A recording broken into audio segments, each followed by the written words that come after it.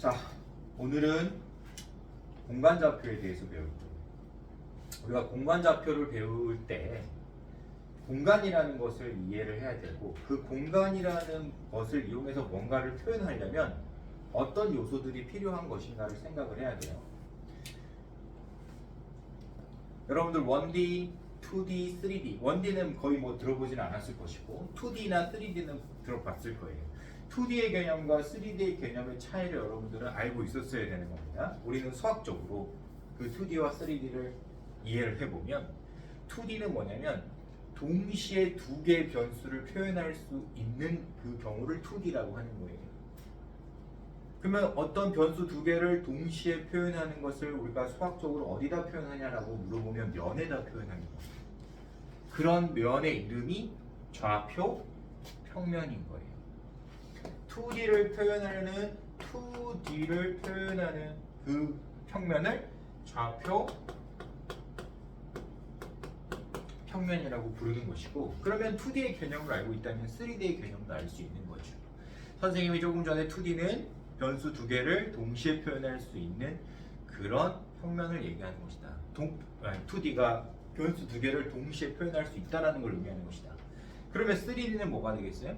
변수 세 개를 동시에 표현할 수 있다가 되겠죠.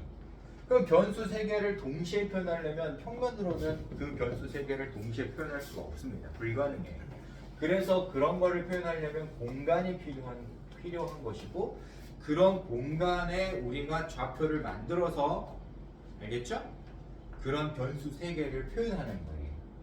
그럼 여러분들 교재에 있는 194페이지 1번 박스 안에 좌표 공간이라는 얘기가 있고 공간 좌표라는 게 있죠.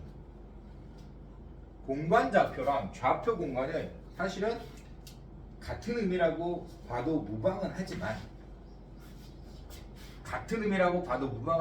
약간의 차이가 있는 거야. 자, 우리가 좌표를 나타내는 공간을 좌표 공간이라고 하는 것이고, 공간 좌표라는 것은 공간에 나타내어진 말 그대로 어떤 점을 얘기를 하는 거예요.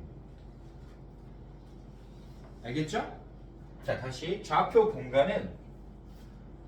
공간은 우리가 좌표를 공간에 나타냈다는 게 아니라, 알겠지? 공간에 좌표를 표현하기 위해서 만들어진 그 공간의 이름이 공간 좌표가 되는 거고, 좌표 공간이 되는 것이고, 공간에 표현되어진 어떤 점, 그 점의 이름이 공간 좌표인 거예요. 알겠죠? 그러면 이걸 이해하면 어떻게 되는 겁니까? 내가 이런 어떤 하나의 점들을 표현하는 그 공간의 이름이 좌표 공간인 것이고, 그 좌표 공간에 표현되어진 그 점의 이름이 공간 좌표다. 이렇게 이해하면 되겠죠?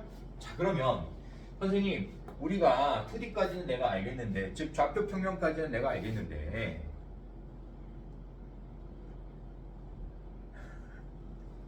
공간 좌표는 어떻게 표현하는 것인가요? 변수 3개를 만들어내야 되잖아요.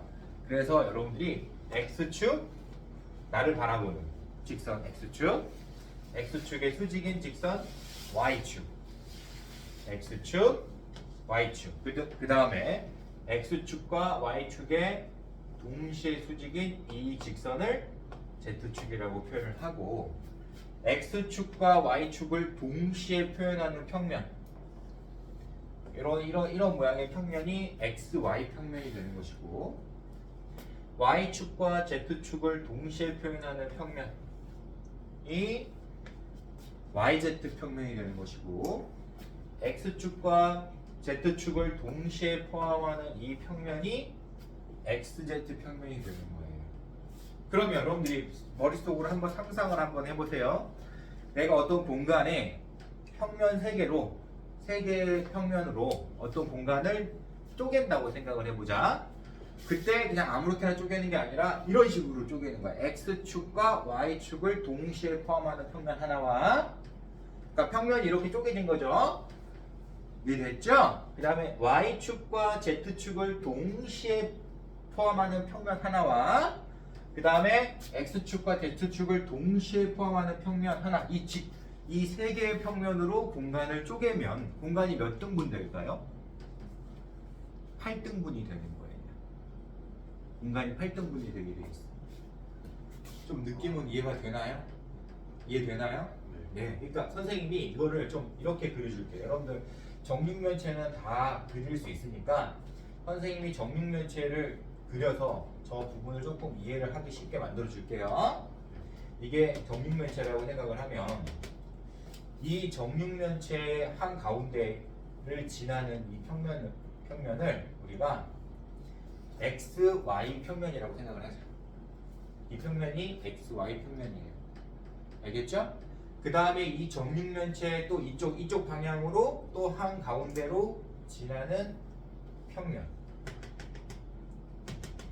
이 평면이 YZ 평면인 거고 또 이 정육면체의 이 한 가운데를 지나는 이런 평면이 XZ 평면이라 ZX 평면이라고 생각을 해보면 이 세 개의 평면으로 이 정육면체가 몇 등분 되는 거예요? 8등분 되는 거예요. 8등분이 되는 거예요. 그런 공간의 개념을 여러분들이 먼저 머릿속에 탑재를 시켜야 되는 거야. 자, 우리가 좌표 평면은 서로 다른 x축하고 y축으로 인해서 즉 x축이라는 직선과 y축이라는 직선에 의해서 몇 등분 되는 거죠? 4등분 되는 거죠. 어떤 평면 하나가 직선 두 개로 인해서 4등분 되는 거예요. 그때 이 부분을 1사분면, 2사분면, 3사분면, 4사분면이라고 이렇게 표현을 하고 각 4분면의 변수의 부호를 이용해서 우리가 성질을 다 알고 있었죠. 비슷한 이론이라고 생각하면 되는 겁니다. 공간에서도 우리가 변수 3개를 나타내야 되기 때문에 그 변수 3개가 모두 양수인 부분과 그쵸? 어떤 부분은 양수고 어떤 부분은 음수인 부분과 이런 식으로 이제 분류가 된다라고 생각을 하면 되는 거야. 이해할 수 있을까요? 없을까요? 근데 여기서는 자 좌표 공간에서는 좌표 평면처럼 1사분면, 2사분면, 3사분면, 4사분면 이런 이론은 없어요. 그냥 우리끼리만 생각을 하면 되는 거야. 무슨 뜻인지 알겠지? 자, 이렇게 위쪽에 이 위쪽으로 4개의 공간이 있고 XY 평면 아래쪽으로 4개의 공간이 있다라고 생각을 하고 여러분들이 이해를 해주면 될 겁니다. 무슨 뜻인지 알겠죠? 네. 이걸 반드시 여러분들이 이해를 하고 있어야 되는 거예요. 그러면 선생님이 3, 4, 마이너스 1이라는 공간 좌표를 여러분들한테 좌표 공간에 표현할 수 있겠냐? 그러면 당연히 표현할 수 있어야 되는 거예요. 어떻게 표현하면 되냐면 자 X축, Y축, Z축 이렇게 있습니다. 선생님이 표현하고 싶은 점 P가 예를 들어서 3, 4, 마이너스 1이라고 생각을 하면 이게 X축 위에 있는 점을 나타내는 그 3이라는 점이 여기 예를 들어서 여기 있다고 치자. 3 Y는 4 여기 있다고 치자. 그러면 일단 3, 4 여기에 표현이 돼야 되겠죠. 근데 여기서는 Z축의 방향으로 마이너스 1만큼 이동을 해야 되잖아. 그래서 여기서 이 Z축의 방향으로 마이너스 1만큼 이렇게 이동한 이 점이 바로 3, 4, 마이너스 1에 해당된다라고 생각을 해야 돼요. 그럼 이걸 입체적으로 바라보면 어떻게 이제 바라봐야 되는지 여러분들이 이런 식으로 생각을 할 수 있겠죠. 이런 식으로. 알겠죠? 그래서 얘는 이 XY 평면 아래쪽에 있는 점이구나 생각을 하고 그 위치를 여러분들이 이해하면서 접근할 수 있어야 되는 겁니다. 이러면 좌표 공간에 공간 좌표를 표현하는 이론이 끝나는 거예요. 알겠죠? 자, 195페이지.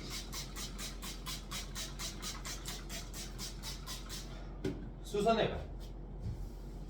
그러면 수선의 발이라는 거는 사실은 점을 의미하겠죠?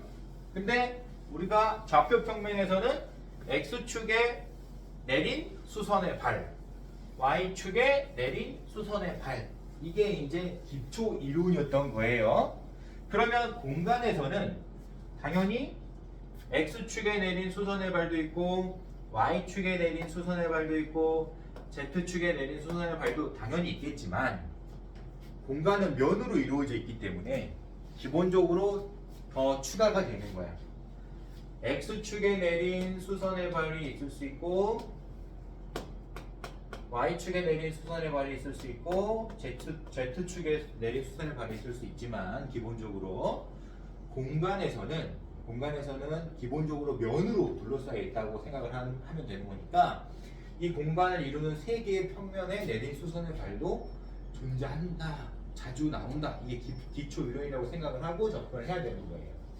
그때 선생님이 아까도 말했지만 XY 평면 XY 평면에 내린 수선의 발 YZ 평면에 내린 수선의 발 ZX 평면에 내린 수선의 발 이렇게 세 가지가 있다라고 생각을 해야 됩니다. 그러면 우리가 보통 수선의 발 이론에서 그 수선의 발이 점이니까 점을 표현할 때 어떻게 하면 되는 거예요? 라고 물어보면 만약에 X축에 내린 수선의 발이었다 그러면 X축 위에 있는 점을 생각을 해야 되는 거잖아.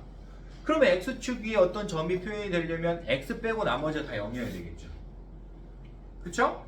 그래서 X축에 내린 수선의 발은 무조건 A, 0,0으로 표현될 수밖에 없는 거예요. 그럼 Y축에 내린 수선의 발은 Y 빼고 다 0으로 표현돼야 될 거니까 0, B, 0으로 표현될 것이고 Z축에 내린 수선의 발은 Z 빼고 나머지 0이어야 돼요. Z축 위에 있어야 되는 거예요. 따라서 0, C로 표현될 겁니다. 그럼 XY 평면에 내린 수선의 발은 당연히 XY 평면 위에 있는 점이 돼야 되는 거니까 XY 빼고 Z가 0인 거예요. 그러면 XY 평면 위에 있는 수선의 발은 A, B, 0으로 표현이 될 것이고 YZ 평면에 있는 점들은 어떤 특징을 갖게 되겠죠? YZ 빼고 X가 0이겠죠. 그래서 0, B, C로 표현되어야 되는 것이고 ZX 평면 위에 있는 점은 Y가 0인 그런 꼴로 표현이 되어야 되는 겁니다. 왜 이게 여러분들한테 중요한 이론이냐면 나중에 수선의 발을 찾아서 뭔가를 계산하는 이론이 계속 등장할 거예요. 근데 내가 수선의 발을 표현을 못하면 즉 XY 평면 위에 있는 점, YZ 평면 위에 있는 점, ZX 평면 위에 있는 점, X축, Y축, Z축 위에 있는 점을 표현을 만약에 하지 못한다면 기본적으로 접근이 어려운 거예요. 그래서 여러분들은 반드시 이 이론을 알고 있어야 되는 것이다. 알겠죠? 자, 그러면 대칭으로 이제 넘어갑니다. 대칭도 많이 배웠는데 맞아. 우리가 만약에 좌표 평면이었다면 X축, Y축 대칭 그리고 원점 대칭 이런 게 있을 수 있었겠죠. 그쵸? 이해돼요? 근데 좌표 공간에서는 X축, Y축, Z축 대칭만 있는 게 아니라 좌표 공간을 만들 때 사용한 세 개의 평면, 기준이 되는 이 세 개의 평면에 대한 대칭도 있을 수 있다. 그러면 대칭 이론이 뭐냐라고 물어보면 선생님이 얘기를 했죠. 대칭이라 함은 대칭의 기준이 되는 어떤 선이나 점을 기준으로 거리는 같은데 방향은 다른 거라고 생각을 하라고 그랬죠. 알겠죠? 그래서 여러분들이 만약에 X축 대칭으로 뭔가 어떤 점을 표현하려면 X축 대칭이니까 X만 빼고 Y와 Z의 부호가 바뀐다고 생각을 하면 되는 거예요. 알겠죠? 그러면 얘는 Y랑 Z의 부호가 바뀐다. 이렇게 해석하면 되는 것이고 Y축 대칭을 하게 되면 Y 빼고 부호가 바뀐다고 생각하면 돼요. 방향이 반대여야 되는 거니까. 따라서 X와 Z의 부호가 바뀐다고 생각을 하면 되는 것이고 Z축 대칭을 하게 되면 Z 빼고 X와 Y의 부호가 바뀐다라고 생각합니다. 그러면 YZ 평면에 대한 대칭을 하면 Y와 XY 평면에 대한 대칭을 하게 되면 XY 빼고 누구의 부호가 바뀌어야 되겠어요? Z의 부호가 바뀌어야 될 것이고 YZ 평면에 대칭을 하면 X의 부호가 바뀌어야 될 것이고 ZX 평면에 대칭을 하면 Y의 부호가 바뀌어야 될 것이다. 이 정도 여러분들 기초이론으로 알고 있으면 되겠습니다. 그러면 추가 원점 대칭은 뭐예요? 라고 이제 물어보면 우리가 좌표 공간에 아니 좌표 평면에서 원점 대칭할 때 x하고 y의 부호가 모두 바뀌었다는 사실을 여러분들이 알고 있을 거예요. 그러면 좌표 공간에서도 마찬가지로 원점 대칭을 하게 되면 어떻게 되는 것입니까? 라고 물어보면 부호가 다 바뀐다는 x, y, z 모두 부호가 바뀌어야 된다. 이렇게 여러분들이 똑같이 이해를 하고 해석하면 된다. 선생님은 이렇게 얘기를 하는 겁니다. 자, 199페이지.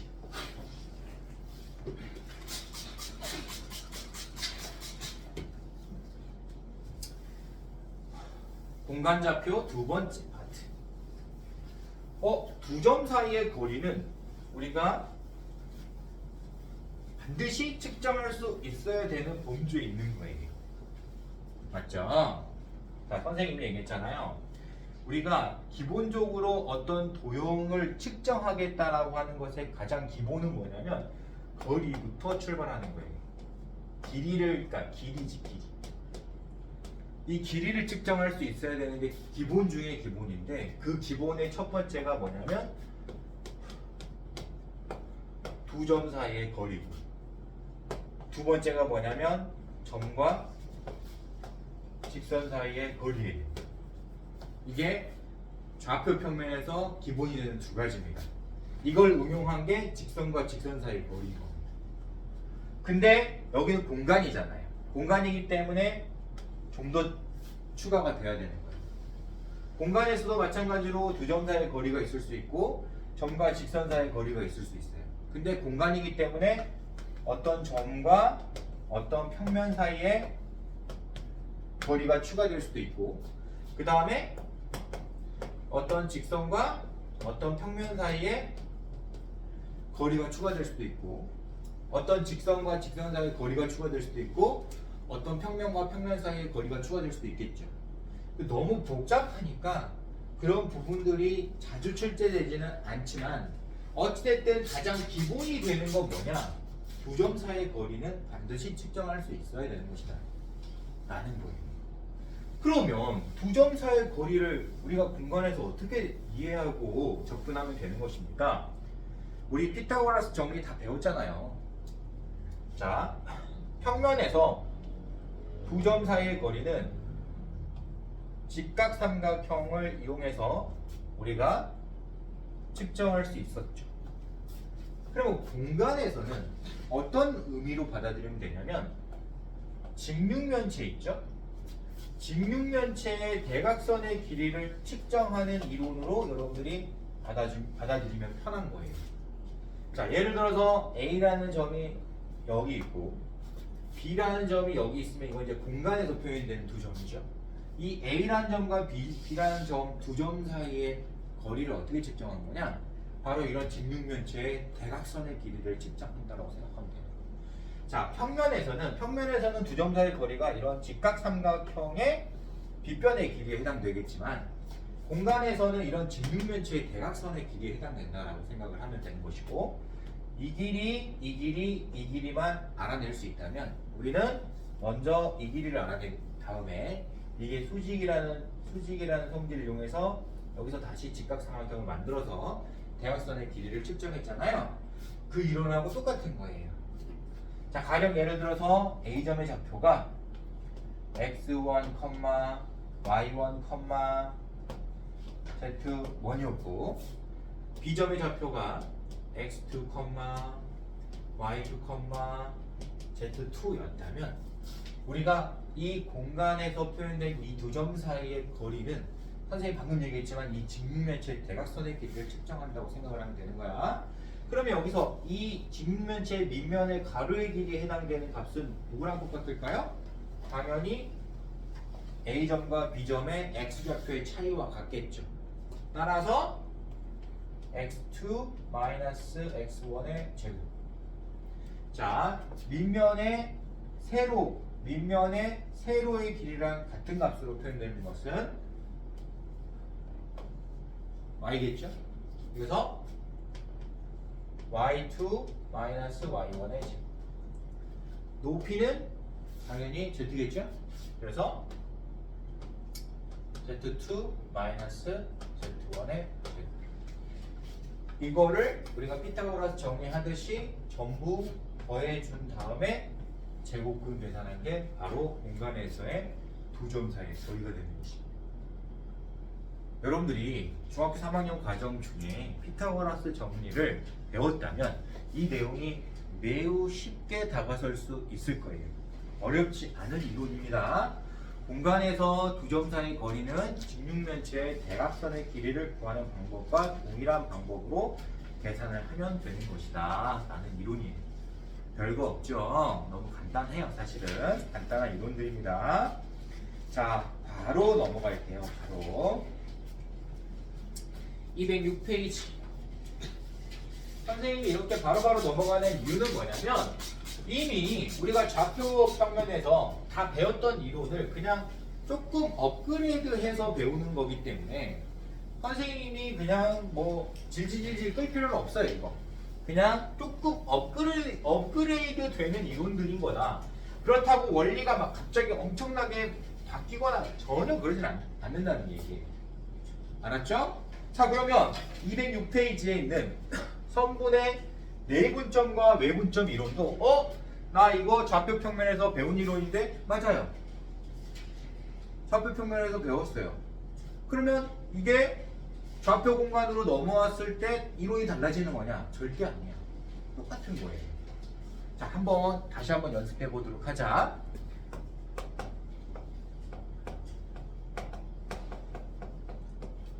좌표 평면에서 A점이 x1, y1이었고 B점이 x2, y2였고